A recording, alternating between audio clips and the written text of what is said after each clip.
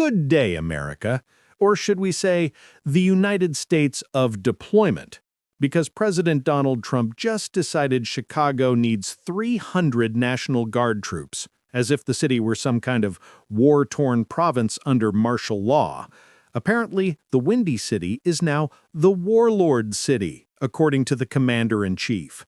Trump says he's responding to out-of-control crime, but what's really out of control is the constitutional acrobatics required to justify sending in troops without the state's consent.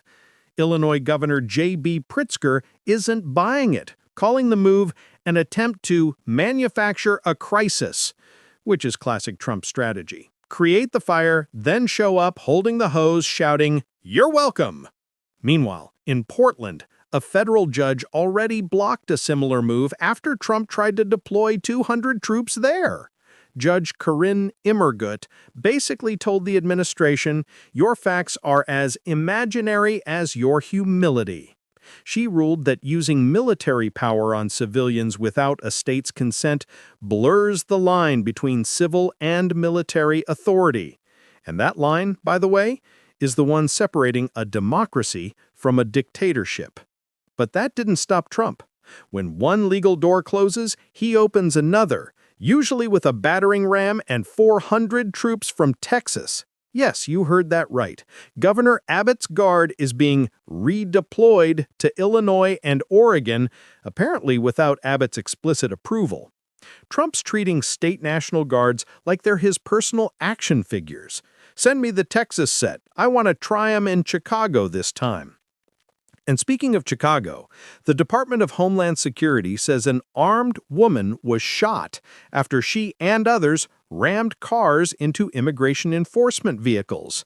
The details are murky, but what's clear is that Trump's administration immediately used the chaos to justify military presence. It's the oldest play in the book. Provoke unrest, then say, "See, told you it's a war zone." Governor Pritzker isn't having it. He went on CNN and basically said, Trump wants mayhem. He's creating a war zone so he can send more troops. And honestly, he's not wrong. This administration's new motto might as well be order through disorder. If there's no insurrection, Trump will make one. Even California's Governor Gavin Newsom jumped into the fray, accusing Trump of ordering his state's guard to Oregon without consent and promising to sue. So, while Trump accuses Democrats of chaos, he's the one turning America into a live experiment in domestic militarization. Here's the kicker. Trump told military leaders he wanted U.S. cities to be training grounds to combat the enemy from within. Let that sink in. The President of the United States is calling American citizens the enemy.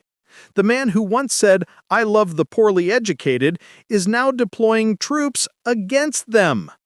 But here's the irony. Crime in Chicago has actually dropped by a third this year. So if the statistics don't justify a military invasion, what does? Optics. It's about the image of power, the TV drama of Trump versus the anarchists. Every deployment is an episode, every press conference a cliffhanger, and every protester an extra in the MAGA cinematic universe. In truth, what's happening isn't about law and order. It's about control and spectacle, the bread and circus of a populist presidency that thrives on conflict. Trump doesn't just want to be president. He wants to be the sheriff, the general, and the savior all rolled into one, preferably with cameras rolling.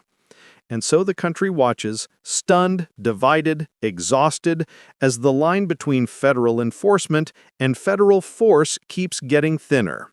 America's enemies don't need to attack her democracy. She's deploying troops against herself. This is Daily Roast News, where the fire isn't just metaphorical and the roast is always bipartisan. Subscribe now, because tomorrow's headline might just read, "Trump liberates Chicago from Chicago."